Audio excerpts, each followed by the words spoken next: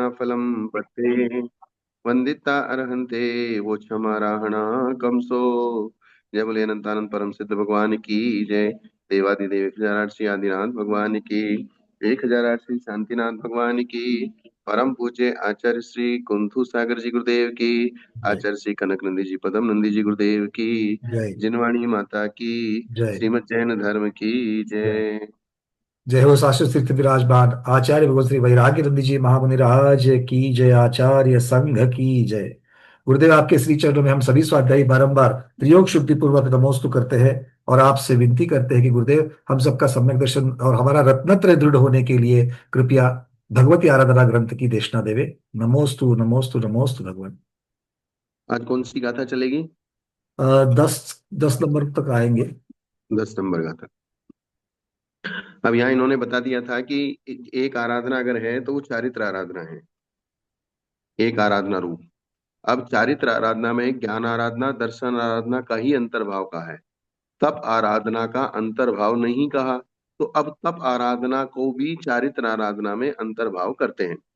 पहले तो दो आराधना के हिसाब से तप आराधना को चारित्र आराधना में अंतर्भाव करके बता दिया था। पहले जब चार आराधना बताई थी तो चार आराधना में दो आराधनाएं बताई, तो तप आराधना को चारित्र आराधना में अंतर्भाव कर दिया। अब चार आराधना में एक चारित्र आराधना बताई, तो फिर अलग अलग ज्ञान को दर्शन को और तप को भी अंतर्भाव करना है। तो पहले ज्ञान को अंतर्भाव किया, फिर दर्शन को अंतर्भाव किया। अब चारित्र कैसे तप कैसे चारित्र आराधना में अंतर्भाव होता है, ये बात बता रहे हैं। ये गाथा नंबर 10। अ, गुरुदेव एक थोड़ा सा भाग मेरे ख्याल से बच गया था ना इसका 90 का। क्या? त्याज्य पदार्थ को जानकर छोड़ना चाहिए वाली जो बात थी। और हाँ। गो का तो हो गया, तो जानकर परिहार होता है उसकी आशंका वाला जो बात था। ये हम्म। कहाँ से पढ़ूं? ये 28 नंबर के अंतिम पैराग्राफ जो है ना, शंका वाला। 28 नंबर का अंतिम पैराग्राफ, चलिए 28 नंबर का अंतिम पैराग्राफ, शंका। अच्छा, ये बात चल रही है। शंका कर रहे हैं यहाँ पे, जानकर परिहार होता है, अर्थात जानने के बाद उसका छोड़ना होता है। इस वचन से ज्ञान और चारित्र की अविनाभाविता प्रकट होती है, श्रद्धान की अविनाभाविता प्रकट नहीं होती। ये बात कल मैंने समझाई थी जी। कि ज्ञान की अविनाभाविता तो प्रकट हो गई कि जाने बिना त्याग ग्रहण नहीं होता है। अर्थात परिहार शब्द के दोनों अर्थ लेने, ग्रहण भी और अह, त्याग और ग्रहण दोनों लेने हैं। दोनों लेने हैं। अब इस आशंका का उत्तर देते हैं कि आपने यहाँ दर्शन आराधना कैसे गर्भित की। तो इसका आचार्य उत्तर देते हैं, वही चैतन्य ज्ञान रूप है और वही चैतन्य सम्यक्त रूप है। गुरुदेव क्षमा चाहूंगा, शायद मेरे हाँ। बोलने में गलती हो गई, ये सारा हो चुका है। आगे हाँ, कल हो आगे गया दे था दीजिए। हाँ, ये हो ये चुका है। ये ठीक है। कल कर दिया था मैंने। तो हाँ। उन्होंने दर्शन को इस प्रकार से गर्भित किया है कि वही चैतन्य जो चैतन्य ज्ञान रूप है वही चैतन्य दर्शन रूप है। जी। मेरे ख्याल से भावार्थ में हम लोग चल रहे थे। हाँ। भावार्थ भावार्थ की तो चर्चा। भावार्थ में चारित्र के दो प्रकार हैं, हाँ। कर्तव्य को स्वीकार करना, अकर्तव्य का त्याग करना। स्वीकार करना और त्याग करना, तो ज्ञान और दर्शन पूर्वक हित की प्राप्ति और अहित के परिहार से परिणत चैतन्य ही ज्ञान और दर्शन रूप है। ऐसा चैतन्य जिसने ज्ञान और दर्शन पूर्वक हित की प्राप्ति और अहित का परिहार किया है, वो चैतन्य ज्ञान दर्शन रूपी है। अतः चारित्र का ज्ञान दर्शन के साथ अविनाभाव होने से चारित्र में दोनों का अंतर्भाव होता है। ये बात उन्होंने अच्छी तरीके से समझा दी है। जी। हम्म। अब आगे की गाथा। जी। चरणम्मि तम्मि जो उज्जमो आउंजणा ये जो होई, सोचे विजिणे ही तवो भणिदो असढ़म चरंत से। अब यह बता रहे हैं, उस अकर्तव्य के त्याग रूप चारित्र में जो उद्योग होता है और उपयोग होता है, चारित्र के अकर्तव्य, चारित्र की परिभाषा क्या हुई? अकर्तव्य का त्याग रूप चारित्र, कर्तव्य का ग्रहण रूप और अकर्तव्य का त्याग रूप, ये चारित्र के दो पक्ष हो गए। जी। चारित्र को हम दो तरीके से कह सकते हैं कि कर्तव्य के ग्रहण रूप, अकर्तव्य के त्याग रूप। त्याग रूप। तो ऐसे चारित्र में जो उद्योग, उद्योग यानी कि पुरुषार्थ, उद्योग शब्द का अर्थ क्या लेना यहां पर? पुरुषार्थ, हाँ। पुरुषार्थ। और उपयोग, उपयोग पूर्वक पुरुषार्थ, अर्थात बिना मन का पुरुषार्थ एक मन का पुरुषार्थ। एक पुरुषार्थ ऐसा भी होता है कि बिना मन नहीं है लेकिन फिर भी कर रहे हैं, वो जबरदस्ती वाली बात हो गई। लेकिन उपयोग रूप पुरुषार्थ, अर्थात उपयोग भी उसी तरफ और पुरुषार्थ भी, जिसका पुरुषार्थ कर रहे हैं वही उपयोग हो। इसलिए दोनों को अलग अलग का, उद्योग और उपयोग। मतलब जैसे धन कभी कभी कमाने क्या के लिए कोई धन है, कमा रहा है, किंतु उसके धन हाँ, कमाने के भाव नहीं है, बस एक व्यवस्था करके बैठा हुआ है, तो वो तो हाँ। अर्थ पुरुषार्थ तो हो रहा है, किंतु उपयोग रूप नहीं हो रहा है। जैसे ये ज्यादा घटित होगा, जैसे कभी कभी आप किसी मंदिर में साधु की प्रवचन सभा चल रही है और प्रवचन सभा में सबसे आगे जाके बैठ गए, भीड़ पीछे बहुत है, इधर प्रवचन चल रहा है और इधर आपको कहीं जाना है। अब आपका उपयोग वहां से हट गया, बैठे तो हैं हाँ लेकिन अब उपयोग नहीं लग रहा है। जी। तो बैठना वो बिना उपयोग का बैठना हो गया। ऐसे कुछ पुरुषार्थ, ऐसे पुरुषार्थ काम भी कर रहे हैं लेकिन मन भी नहीं है। जी तो इस प्रकार का, तो इसलिए यहां ने कहा कि चारित्र में पुरुषार्थ भी करना लेकिन उपयोग पूर्वक करना। तो उस अकर्तव्य के त्याग रूप चारित्र में जो उद्योग है, अर्थात पुरुषार्थ है और उपयोग है, उन उद्योग और उपयोग को ही छल कपट का त्याग करने वाले का जिनेन्द्र देव ने तप कहा है। क्या कहा है? जी। मतलब उपयोग भी होना चाहिए, पुरुषार्थ भी होना चाहिए, और उसमें जो छल कपट है उसका त्याग जो है, उसको तप कहा। उस उससे भी रहित होना चाहिए। उससे यानी कि रहित। पुरुषार्थ भी हो, उपयोग भी हो, लेकिन वो पुरुषार्थ और उपयोग छल कपट से रहित हो। उस छल कपट से रहित बने उद्योग और उपयोग को तप कहा है, और यही तप चारित्र रूप है, क्योंकि तप को चारित्र में गर्भित करना है ना। जी। तप को मतलब किसमें तप गर्भित करना में, है? मतलब तप में मुख्यता से त्याग रूप चारित्र जो है, हाँ, अकर्तव्यता त्याग रूप चारित्र है, उसकी मुख्यता तप में है। हाँ, ये चीज। जी अब यहां क्या कह रहे हैं?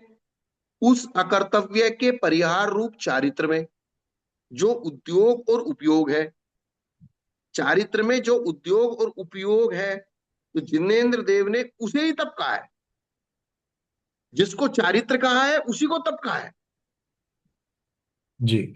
मतलब जो मिथ्या तो छोड़ना है, अविरति छोड़नी है, प्रमाद छोड़ने हैं, ये त्यागने योग्य है। उसका त्याग जब करते हैं, उसका हाँ, त्याग जो है वो बिना छल कपट के करना, ये तप हो गया। और व्रत, समिति, गुप्ती आदि का ग्रहण करना है। हाँ, वो उसकी चर्चा कर्तव्य पे आ जाएगी। हाँ, कर्तव्य में आ गई। तो अकर्तव्य का परिहार और कर्तव्य का परिहार, जी अकर्तव्य का परिहार और कर्तव्य का परिहार, अर्थात कर्तव्य का ग्रहण। इसमें जो उसका पुरुषार्थ है और उस पुरुषार्थ में जो उपयोग है, और पुरुषार्थ और उपयोग में जो छल कपट से रहित है। हम्म, क्योंकि जैसे उपवास कर लिया, अब उपवास कर लिया तो आपके अंदर ये भावना तो नहीं ख्याति लाभ पूजा की कि मैंने जो ये उपवास किया है। जैसे कोई आया तो ढंग से सामायिक करने बैठ गए, कोई नहीं आया तो फिर वैसे ही लटक गए। हाँ, ख्याति लाभ की वहां पर अपेक्षा हो गई। ख्याति लाभ की तो वो आपकी मायाचारी हो गई, जी वो छल हो गया। तो ऐसा छल नहीं करना है। तो जिनेन्द्र देव ने उसे ही तप कहा है, अर्थात चारित्र में उद्योग और उपयोग ही तप है। और चारित्र में जो उद्योग उद्योग था, ऐसा कर्म रूपी शत्रुओं को पराजित करने वाले जिनेन्द्र देव ने कहा है। अब इसमें एक नई बात क्या बताई है? जो सुख को त्यागता है वही चारित्र में प्रयत्नशील होता है। सुखिया पुरुष चारित्र का पालन नहीं कर सकता। जिसको शरीर का सुख चाहिए, इंद्रियों का सुख चाहिए, तो वो, ये शरीर एक ऐसी चीज है, ये आराम ज्यादा करना चाहता है। अर्थात प्रमादी कहना है उनको यहाँ पर। हाँ, मतलब आराम, उसको सुखियापन चाहिए, मुझे कुछ नहीं करना पड़े। हम्म, यहां तक कि अगर रोटी अपने मुंह, अपने आप भी मुंह में चली जाए तो वैसा कोई सिस्टम लाओ। जी तो सुख को त्यागता है वो चारित्र में प्रयत्नशील होता है, और जिसका चित्त सुख में आसक्त होता है वो चारित्र धारण नहीं कर सकता। बहुत बड़ी बात, अच्छी बात। जैसे अपन कहते हैं ना, सुखार्थिनो कुतो विद्या, विद्यार्थिनो कुते सुखम। जी। स्कूल में पढ़ते थे ना अपन। नीति वाक्य। हाँ, सुखार्थिनो कुते कुतः विद्या, विद्या। और विद्यार्थिनो कुतः सुखः। कुतः सुखम। अर्थात पढ़ना है तो सुख का त्याग करना पड़ेगा, और सुख चाहिए तो भी पढ़ने का त्याग करना पड़ेगा। जी। तो यहाँ पे यही बात कह रहे हैं कि अगर आपने चारित्र धारण के, श्रमण एक शब्द आता है, श्रमण, जो निरंतर श्रम करता है, परिश्रम करता है, उसका नाम है श्रमण। अगर सुखियां पने की आदत होगी तो बार बार खड़े होना, बार बार बैठना, विनय करना, गुरु आ गए खड़े हो गए, फिर बैठना, फिर आवृत करना, सिरोन्नति करना, नमस्कार करना, 3 टाइम सामायिक करना, 2 टाइम प्रतिक्रमण करना, 4 टाइम स्वाध्याय करना, और खाना मिलेगा 1 टाइम। जी। भोजन, एक ही बार। भोजन 1 टाइम, प्रतिक्रमण 2 टाइम, सामायिक 3 टाइम, स्वाध्याय 4 टाइम। 1 2 3 4। जो जो महाव्रती बनने वाले हैं, आचार्य भगवान आपको यहाँ पर आईना दिखा रहे हैं। ठीक है ना। किंतु फिर भी बनना है। हाँ। चलो। लेकिन बहुत सारे संघों में हमने देखा है, प्रैक्टिकल रूप में सामने वाले को कहाँ कहीं कहीं ऐसा सिखा दिया जाता है, बोले देख तेरे को कुछ काम नहीं करना पड़ेगा, तेरे को घर की सारी झंझट छूट जाएगी, तेरे को आराम मिल जाएगा, यहाँ तो कुछ भी नहीं करना है, आराम से बैठे रहना है। तो उसको सुखियापन का उपदेश नहीं देना है। वहां जो कहा जा रहा है कि घर की झंझट की अपेक्षा तेरे को मानसिक व्यथा कम होगी, लेकिन शारीरिक परिश्रम कम नहीं करना है। क्योंकि ध्यान की एकाग्रता में सबसे ज्यादा परिश्रम होता है, और निरंतर अध्ययन करना है, अभीक्ष्ण ज्ञानोपयोग करना है। वो स्थिति यहाँ की तो ऐसी है जैसे बचपन में एक विद्यार्थी निरंतर 10 10 घंटा, 12 12 घंटा, 18 18 घंटा अध्ययन करता है। हमारे पंडित रतन चंद जी मुख्तियार साहब, जिन्होंने लास्ट में मरते मरते जीव कांड की टीका लिखी, गोमट सार कर्म कांड की टीका पूरी उन्हीं की सारी संदृष्टि बनाई हुई है। त्रिलोक सार विशुद्धमती माता जी के साथ उन्होंने पूरा उसको सेटिंग किया है। त्रिलोक पंडित का गणित सारा सेटिंग करके दिया है। और धवला, जयधवला और महाधवला के सारे पेज और पृष्ठ और सब्जेक्ट उनके दिमाग में याद थे। 2 दिन पहले तक वो जीवकांड की टीका लिखते रहे। लास्ट की 20 25 गाथाएं बची थी जो पंडित जवाहरलाल जी ने लिखी हैं, और वे 18 18 घंटे स्वाध्याय करते थे, और 2 प्रतिमाधारी थे। जीवकांड हमने उन्हीं की टीका से पढ़ा। अब सब लोगों ने हाँ, जो पढ़ा है वो। और उसमें उन्होंने पूरा का पूरा धवला, मतलब जो त्रैविध्य माधव देव वाली या हरे कन्नड़ वाली जो प्रति है कर्नाटक वो की, उसमें और इसमें बहुत फर्क है। इसमें उन्होंने सीधे सीधे सारे प्रश्न जो है धवला वाले लाए। पूरे शंकर सारे भगवान। शंका समाधान धवला जी, जय धवला जी से उतार के सब उसमें रख दिए। तो जी। मतलब आपने एक बार धवला जय धवला नहीं पढ़ा तो जीवकांड की टीका पढ़ लो, तो समझो आपको आधा धवला जय धवला हो गया। काफी है, उसमें पता चलता है। उसमें पूरा का पूरा सब्जेक्ट वो उन्होंने उतार के रखा है। और वे पंडित रतन चंद जी मुख्तियार साहब, उनके घर में हम रहे हैं। अच्छा। वे हमारे खास, हमारे पिताजी के फूफा जी थे। अच्छा। और ये वे, कौन से नगर से आते हैं? ये सहारनपुर से, सहारनपुर। अच्छा। सहारनपुर में रहते थे। बड़तला यादगार उनका वहां मकान था। और जिस समय उनका मरण हुआ, मरने से 2 दिन पहले तक वे लिखते रहे। क्या बात और मैं शाम को वे बैठे, और मतलब पानी वानी पी के बैठे थे, और बैठे जरा सा उनके कुछ छाती में दर्द हुआ, और बस उनके प्राण चले गए। 2 दिन पहले तक उनकी स्मृति पूरी की पूरी वैसी की वैसी थी। क्या बात है। और हमारे पिताजी बचपन से उन्हीं के पास रहे, और उन्होंने ही उनको सिखाया था। वे भी मुनि थे। बाद में 1990 में 2000 तक, यानी कि 10 साल में मुनि रहे। और इस प्रकार से पंडित रतन चंद जी मुख्तियार साहब, उनका सारा साहित्य उनकी समाधि के पश्चात पंडित जवाहरलाल जी शास्त्री भिंडर वाले उठा के अपने पास ले आए। जी। और अभी जवाहरलाल जी शास्त्री, हम उदयपुर में थे तब उनसे मिले, तो उनकी बहुत बीमार रहते थे वो। लेकिन वो बहुत अच्छे विद्वान। और उदयपुर में जो सर्व ऋतु विलास में धवला जय धवला के जितने भी नोट्स उन किताबों के ऊपर लिखे हुए हैं, जो पंडित कैलाश चंद जी, सिद्धांत शास्त्री, रतन चंद जी मुख्तियार साहब उन्होंने जो पढ़े थे, उन सबकी फोटो करके हमने अपने पास रखा है। हाँ, बहुत बढ़िया। सारा का सारा मैटर उनका जितना भी है। तो मतलब विद्वान लोग पहले वो जो 18 18 घंटे स्वाध्याय कर रहे हैं, स्वाध्याय को ही सामयिक का है। अभी धवला जी में हम पढ़ रहे थे कि बोले जो सामायिक है वो सामायिक है, और स्वाध्याय बोले स्वाध्याय भी सामायिक है। स्वाध्याय और सामायिक ये चारित्र का भेद है, और चारित्र ज्ञान दर्शन और तप तप का अविनाभावी है।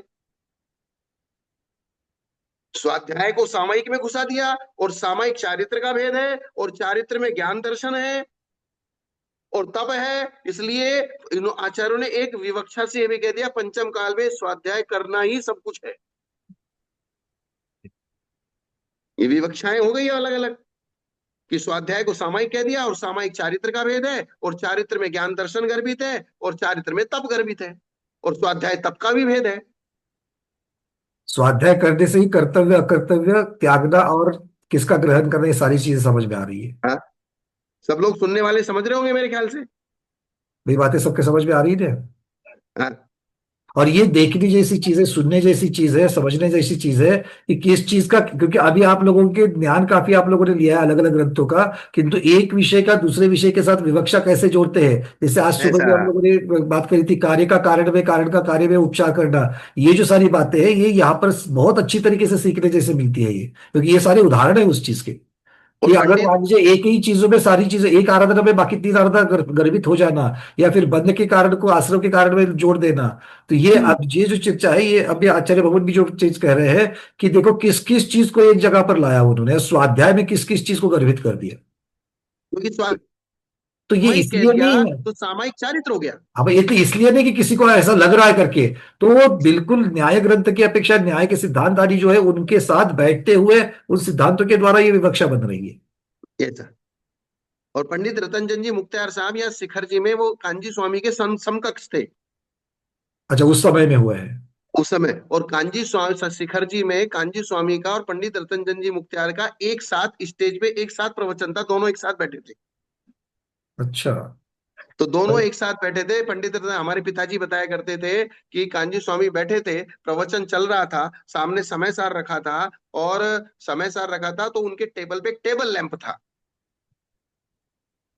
तो पंडित रतनचंद जी मुक्तियार साहब ने प्रवचन चलते चलते के बीच में टेबल लैंप बंद कर दिया।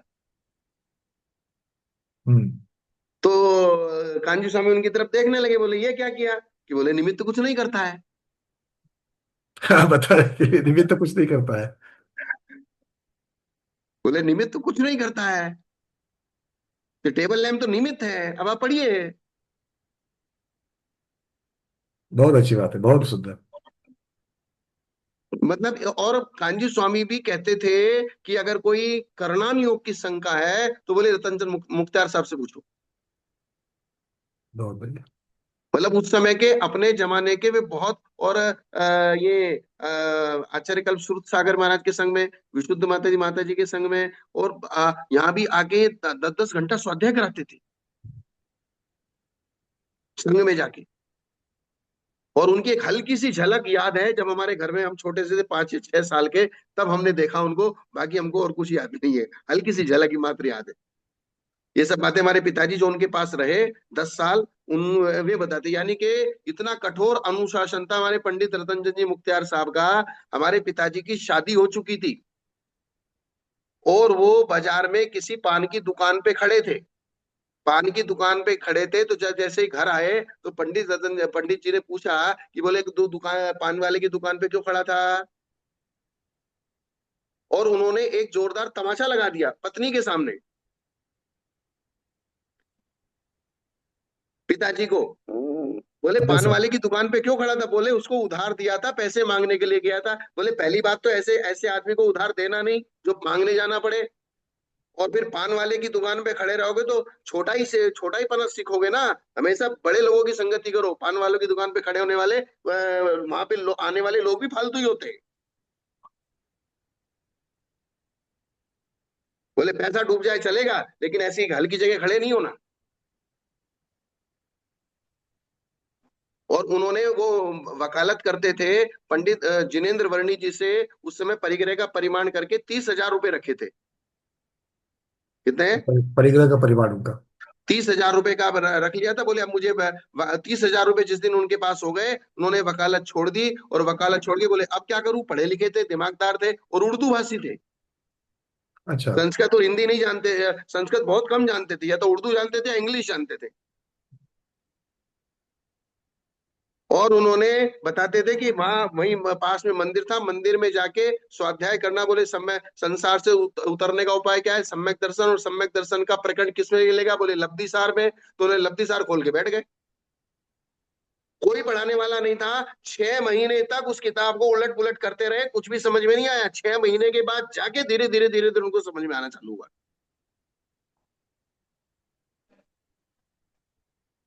ये चीज है। तो इसलिए जो पुरुष स्वाध्याय है, स्वाध्याय पांचों इंद्रियों को वशीभूत करता है। स्वाध्याय मन को रोकता है। बड़ा बड़ा जो शुक्ल ध्यान है वो भी स्वाद्वाद सांग का ज्ञाता ही कर सकता है।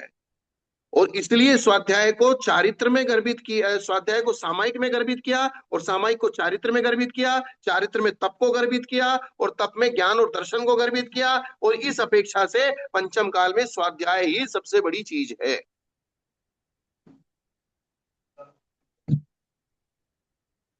इसलिए इन्होंने क्या कहा? सुख को त्यागता है वो चारित्र में प्रयत्नशील होता है, और जिसका चित्त सुख में आसक्त है वो चारित्र धारण नहीं कर सकता।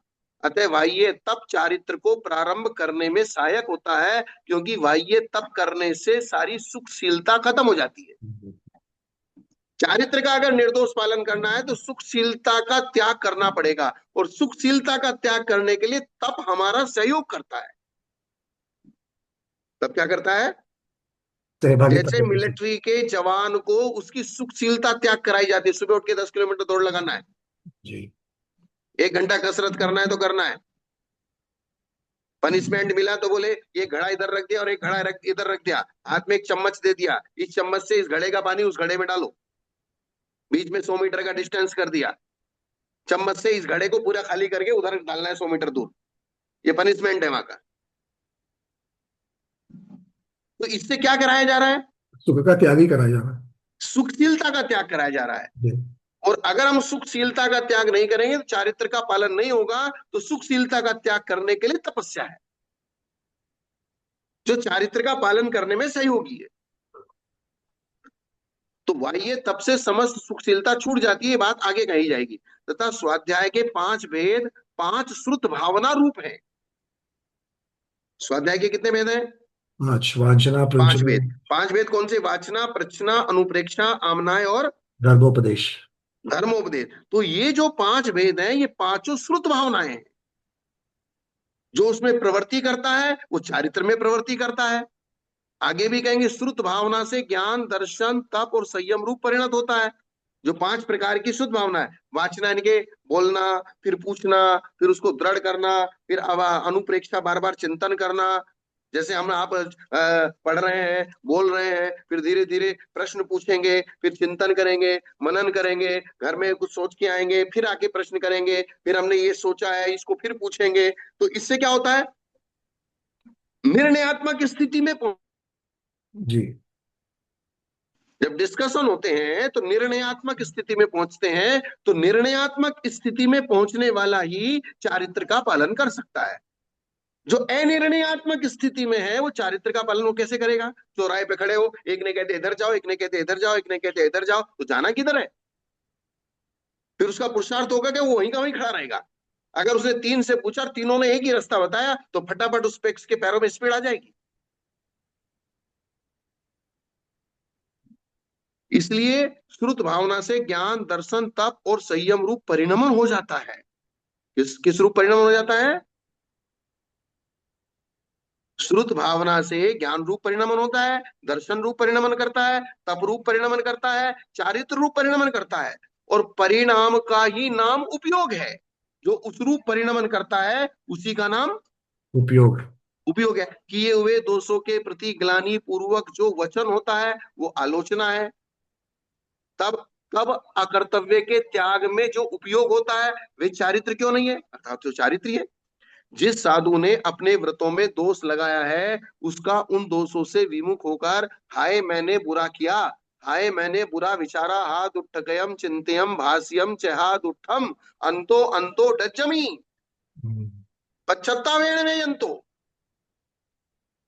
मैं अंदर ही अंदर जल रहा हूं। मैं अंदर ही अंदर उबल रहा हूं, मैंने गलत किया, मैंने गलत विचार किया, मैंने गलत बोला, मैंने गलत की अनुमति दी। इस प्रकार के परिणामों को बोले प्रतिक्रमण कहते हैं। तो आलोचना और प्रतिक्रमण को दोनों को करना ये उभय कहलाता है।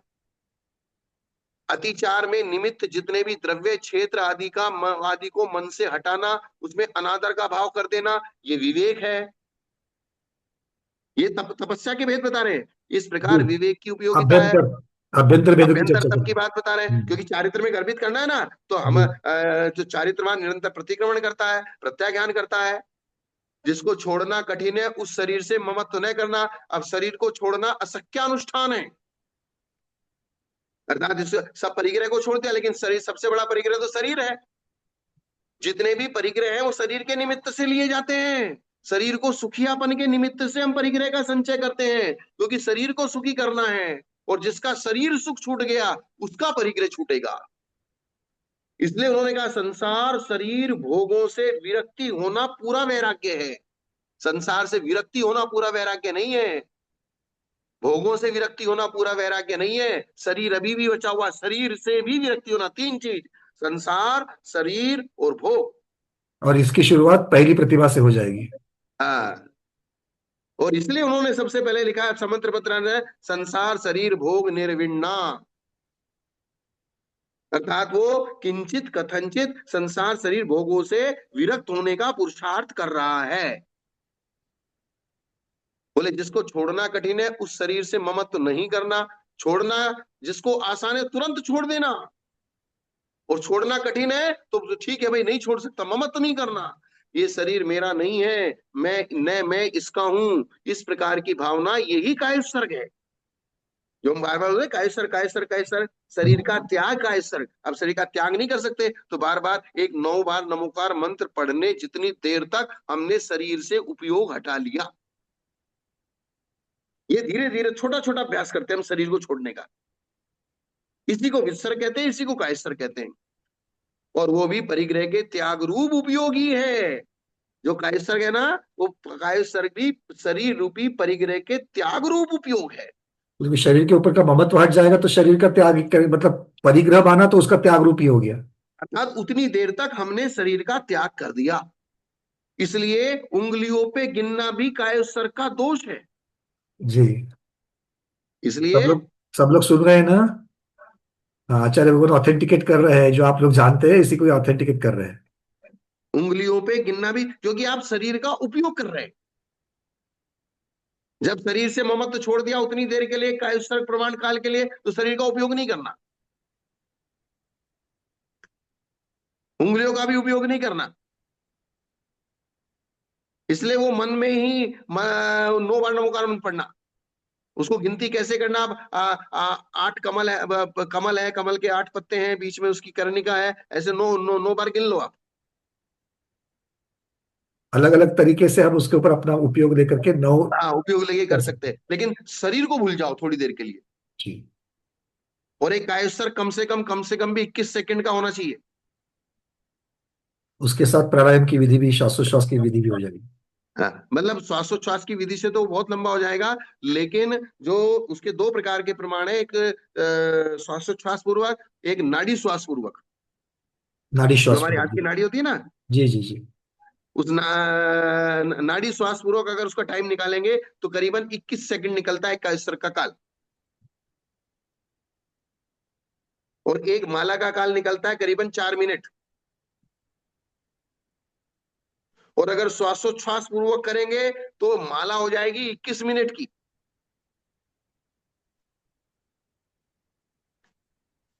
तो प्रैक्टिकल में हमको ये अनुभव हो रहा है कि प्रैक्टिकल में जो कायस्वर का काल है वो जो है 3773, जो नाड़ी श्वास है, नाड़ी नाड़ी के आपस 72 की नाड़ी नाड़ी। श्वास की अपेक्षा। तो 21 सेकंड के लिए कम से कम आप 21 सेकंड के लिए उस शरीर से बिल्कुल ममत्व छोड़ के कायस्वर करना, शरीर के त्याग करने का अभ्यास करना। क्योंकि बाकी तो सबका त्याग हमने प्रैक्टिकली कर दिया, लेकिन शरीर को बार बार, इसलिए लघु संका जाओ कायस्वर करो, भोजन किया कायस्वर करो, सो के उठो कायस्वर करो, वापस सोने जाओ कायस्वर करो, बिहार करके आओ कायस्वर करो, छींक आ गई कायस्वर करो, जम्बाई आ गई कायस्वर करो, नाखून काट लिया कायस्वर करो, केस लॉन्च किया कायस्वर करो, कोई भी शरीर संबंधी क्रिया की तुरंत काय उत्सर्ग। मैंने क्योंकि हमने शरीर संबंधी क्रिया की, इसलिए इतनी देर तक के लिए हमने शरीर का त्याग कर दिया। और ये मैं बहुत प्रैक्टिकल चीज मैंने अपने दिमाग में चिंतन की। आपके लेटे लेटे सोते सोते जब तक आपको नींद नहीं आती, कम से कम इतना चिंतन, 5 वाक्य। मैं क्या लाया था? कुछ नहीं। क्या ले जाऊंगा? कुछ नहीं। मेरा क्या है? कुछ नहीं। मेरा कौन है? कोई नहीं। मैं किसका हूं? किसी का नहीं। मैं और मेरी आत्मा मेरे लिए काफी है। मुझे और किसी की आवश्यकता नहीं है। सारे आ गए, अशरीर, अनित्य, एकत्व, अन्यत्व, सारे आ गए इसमें भाव ये में। 5 वाक्य का अभ्यास पढ़े पढ़े, चाहे आप बेहोश हो जाओ, मूर्छित हो जाओ, रात को नींद नहीं आए और कुछ भी याद नहीं आए, लेकिन कम से कम इनका अभ्यास आपको जरूर करना है। और ये अभ्यास करते, अकिंचनो अहम इत्याश्व त्रैलोक्यादि पतिर्भवे। आत्मानुशासन की गाथा आती है कि मैं अकिंचन हूं, मेरा कुछ भी नहीं है। सिर्फ ये आपको रहस्य का वाक्य बता दिया, और ये रहस्य का वाक्य आपको त्रैलोक्याधिपतिर्भवे, 3 लोक का अधिपति बना देगा। और ये योगियों को गम्य है। योगी प्रोक्तम तव रहस्यम, अर्थात योगियों के द्वारा जाना गया रहस्य ये मैंने आपको बताया है। अकिंचनो अहम इत्याश्व, मैं अकिंचन हूं, अर्थात मेरा कुछ नहीं है और मैं किसी का नहीं हूं। मेरे लिए मेरी आत्मा काफी है, मुझे किसी दूसरे की आवश्यकता नहीं है। इतना भर आपने विचार कर लिया और इसको रट लिया, घोट लिया, अपने आत्मा में एक तान कर लिया, तो बस इससे आपका काम बन जाएगा। त्रैलोक के अधिपति भवे, 3 लोक का अधिपति हो जाएगा तू। इस प्रकार की भावना विसर्ग है, ये भी परिग्रह के त्याग रूप उपयोग ही है। अतः ये भी चारित्र है। तो ये जितने भी तपस्या बताई ना, प्रतिक्रमण बताया, विवेक बताया, प्रायश्चित बताया, तो ये सब चारित्र है। अनशन आदि, तो ये तो अंतरंग तप चारित्र का, चारित्र में घुसा दिए। अब बहिरंग तप कैसे घुसे? अनशन आदि तप चारित्र के परिकर हैं। अनशन आदि तप चारित्र के सहयोगी हैं, उसके सहायक हैं। ये पहले भी कह चुके। सदोष चारित्र अचारित्र ही है। क्या कहा? तो दोष चारित्र ना के इस बराबर लाइन को बहुत अचित्र ही ध्यान है। में रखने का। बिल्कुल हाईलाइट वाली बात है ये। अर्थात निरतिचार पालन करोगे तो काम बनेगा। अतिचार सहित चारित्र अचारित्र की गिनती में है।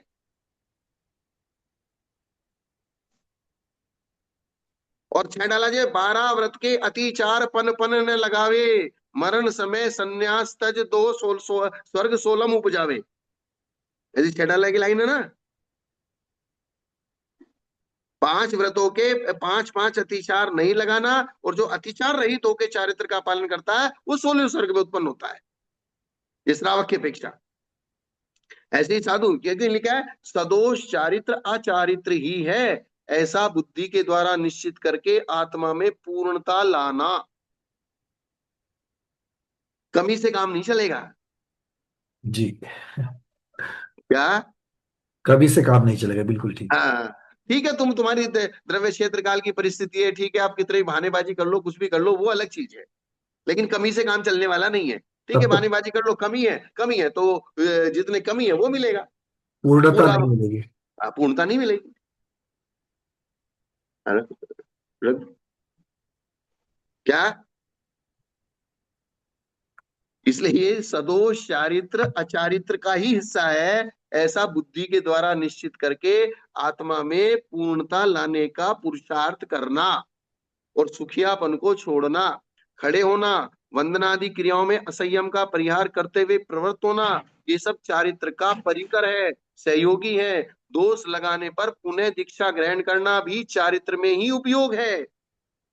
विनय के 5 भेद हैं, उसमें ज्ञान विनय, दर्शन विनय, ज्ञान और दर्शन के परिकर होने से, ज्ञान और दर्शन में उपयोग रूप होने से ज्ञान दर्शन से अभिन्न है। अतः ज्ञान और दर्शन की तरह उनका भी अंतर्भाव चारित्र आराधना में हो जाता है। आइए सुनो।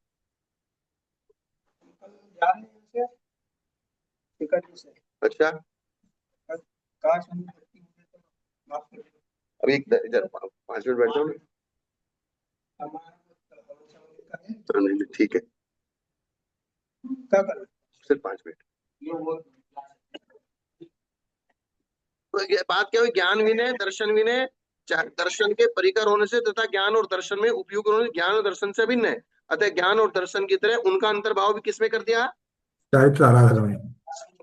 अब अंतरंग तप को भी चारित्र आराधना में गर्भित कर दिया और बहिरंग तप को भी एक एक करके चारित्र आराधना में गर्भित कर दिया। इसलिए तपस्या चारित्र से अलग नहीं है। इंद्रियों के विषयों में राग द्वेष तथा कषायों का त्याग, अनुचित वचन, काय की क्रिया का त्याग, ईर्ष्या समिति आदि में निर्दोष प्रवृत्ति, ये चारित्र उपयोग रूप होने से चारित्र विनय का ही अंतर्भाव चारित्र में होता है। ये सब ज्ञान की विनय, दर्शन की विनय, चारित्र की विनय, तो सब चारित्र विनय में, चारित्र में ही गर्भित हो गया। विशिष्ट तपस्वियों में और तपस्या में भक्ति करना, अपने से जो विशिष्ट तपस्वी हैं, अपने से जो बड़े तपस्वी हैं, बड़े ज्ञानी हैं, उनके तप में भक्ति करना और दूसरों की असाधना न करना, ये तप विनय है। उसके बिना सम्यक तप नहीं हो सकता। क्या नहीं हो सकता? उसके बाद सम्यक अतः तप तप विनय तप का परिकर है और अपने परिकर के साथ तप चारित्र का परिकर है। उसके बिना गति नहीं है। जो कपट त्याग कर ऐसा करता है उसी के ये तप होता है। इस प्रकार आराधना के 4 भेद, 2 भेद और 1 भेद है। अब इस बात को इन्होंने बहुत अच्छी तरीके से खुलासा करके ऊपर नीचे आजू बाजू चारों तरफ से एक एक करके सारी चीजों को इन्होंने समझा दिया है। जी। तो इसलिए उन्होंने कहा है एक चीज भी अगर आपको याद रह गई, ए सोहम सर्व सावत योगाद विरतोष्मी, मैं सभी सावत योग का त्याग करता हूं, मैं सभी पापों का त्याग करता हूं, ये सामायिक संयम है। इसमें सब कुछ आ गया। अब अगर आपको ये विवक्षा मालूम रहेगी तो जिस समय आपके पास टाइम कम है, जिस समय आप मृत्यु सामने खड़ी है, टाइम कम है, एक्सीडेंट हो गया, प्राण निकलने वाले हैं, जरा सा हो जाए मेरा सब त्याग, बस खत्म बात। बस वहां पर चारित्र आराधना और वहां पर भी अकर्तव्य का त्याग, कर्तव्य का ग्रहण, ये इतनी चीज अगर रहेगी तो उसमें सारा कुछ आ गया। संक्षेप प्रत्याख्यान और वृहत प्रत्याख्यान, मूलाचार्य जी में 2 अधिकार आए हैं, एक संक्षेप प्रत्याख्यान और एक वृहत प्रत्याख्यान। सबसे पहले संक्षेप प्रत्याख्यान, प्रत्येक व्यक्ति को, प्रत्येक त्यागी को, प्रत्येक व्रती को, प्रत्येक सम्यक दृष्टि को उस संक्षेप प्रत्याख्यान की विधि आना चाहिए कि अगर कहीं भी अचानक बाढ़ आ गई, भूकंप आ गया, बिल्डिंग ऊपर से नीचे गिर गई और न जाने पता नहीं क्या क्या हो गया, कुछ आग लग गई, कुछ भी हो गया और उस समय हमको थोड़ा सा होश है, तुरंत मेरा सब त्याग, संक्षेप प्रत्याख्यान। जी। जिनेन्द्र भगवान में मेरा उपयोग है, सम्यक दर्शन ज्ञान थोड़ा और टाइम मिला, सम्यक दर्शन ज्ञान चारित्र में मेरा उपयोग है, जिनेन्द्र भगवान में उपयोग है, देवसास गुरु में उपयोग है, मेरा कुछ नहीं है। जितना टाइम आपके पास हो उतना आप फटाफट विचार करके अपने दिमाग को डायरेक्शन दे दीजिए, मैं मुनि हो गया भाव से, मैं त्यागी हो गया, मेरा सब त्याग है। जैसे राजा मधु ने हाथी पे बैठे बैठे ही सिर के केस उखाड़ दिए, क्योंकि टाइम नहीं था, सारा शरीर अस्त्र शस्त्रों से छिदा भिदा था और अंतिम समय निकट था, मेरा सब त्याग। हाथ जोड़ लिए। इसको कहते हैं संक्षेप प्रत्याख्यान विधि। चारित्र वही धारण करता है जो सुख का त्याग करता है। चारित्र में उद्यम करना बाह्य तप है। इस तरह बाह्य तप चारित्र का परिकर है और उसकी सहायक सामग्री है और चारित्र रूप परिणाम अंतरंग तप है। अंतरंग तप के भेद प्रायश्चित आदि पाप प्रवृत्तियों को दूर करते हैं, अतः तप चारित्र से अलग नहीं है। अब चारित्र से अलग नहीं। पुरुष सोच विचार कर काम करता है, उसकी चेष्टा प्रयोजन के अधीन होती है और प्रयोजन होने पर उसकी सिद्धि के लिए प्रयत्न करता है, प्रयोजन के न होने पर कोई प्रयत्न नहीं करता। तो सबसे पहले तो आप प्रयोजन समझिए, चारित्र चीज क्या है, चारित्र मेरे लिए जरूरी क्यों है, चारित्र मुझे धारण करना क्यों है। अगर आपको प्रयोजन समझ में आ जाएगा, जैसे आदमी धन कमाने के लिए पुरुषार्थ करता है क्योंकि उसने धन का प्रयोजन समझ लिया है, ऐसे ही चारित्र का प्रयोजन अगर समझ लिया है तो फिर उसमें पुरुषार्थ भी ऑटोमेटिकली हो जाएगा। तब ये आराधना का व्याख्यान कैसे प्रयोजक नहीं है, ऐसी आशंका होने पर आचार्य कहते हैं बाधा रहित मोक्ष सुख पुरुषार्थ है। अंतिम पुरुषार्थ मोक्ष पुरुषार्थ है और वे पुरुष का प्रयोजन है। पुरुष का प्रयोजन पुरुषार्थ।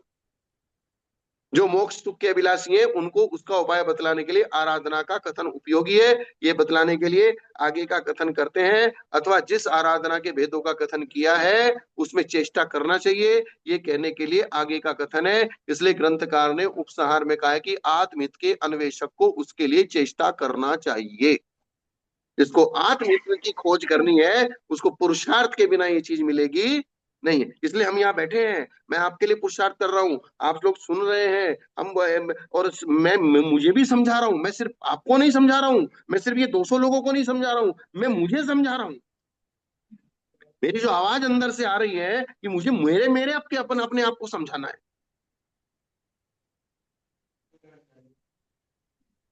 ये चीज है। ठीक है ना? जी बढ़िया, आज इतना ही रखते हैं। आचार्य बबल, आज ये अनुभूति हो रही थी कि इस ग्रंथराज में 2100 के ऊपर, मतलब 2000 के ऊपर गाथाएं हैं। और हाँ आचार्य भगवान शांतागर महाराज जी ने इसका कितनी बार स्वाध्याय किया, क्यों किया होगा, इसकी हाँ। झलक पहली 10 गाथाओं में मिल जाती है। इतना ये समग्र विचार यहाँ पर, इतना बढ़िया विचार इस पे किया गया है कि डेफिनेटली इसका एक बार स्वाध्याय करके तो भरने वाला नहीं है, बारंबार इसका स्वाध्याय करना ही होगा। ये चीज है। बहुत सुंदर है ये। चलिए, आज इतना ही रखते हैं। आज के स्वाध्याय को गुरुओं के श्री चरणों में बारंबार नमोस्तु वंदना इच्छा कर करते हुए यही पर समापन करते हैं। जैनम जयतु शासनम, जैनम जयतु शासनम, जैनम जयतु शासनम। गुरुदेव, प्रश्न आज लेंगे, कल लेंगे? एक छोटा सा ले लीजिए। एक प्रश्न ले लेते हैं सबसे पहले। रूबी दीदी, आपका हाथ ऊपर था, बोलिए जल्दी से। हाँ नमस्ते गुरुदेव। मेरा एक प्रश्न है, ये जैसे कायोत्सर्ग में बोला गया था ना कि नमोकार मंत्र पढ़ना है और काया को मतलब अपना काया का मुंह छोड़ना है। तो जब हम कायोत्सर्ग करते हैं ना तो गिनती भूल जाते हैं नमोकार मंत्र की। बस नमोकार मंत्र तो ध्यान रहता है लेकिन उसकी गिनती भूल जाते हैं। तो इसमें गिनती करना अनिवार्य है?